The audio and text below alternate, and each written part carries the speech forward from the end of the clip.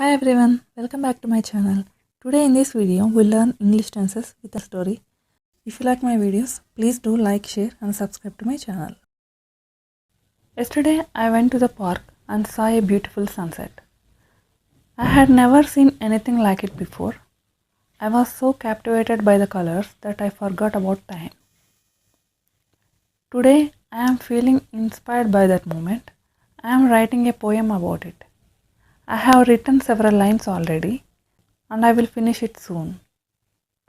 Tomorrow I will go back to the park and will read my poem aloud. I will have finished it by then and I will be proud of my creation.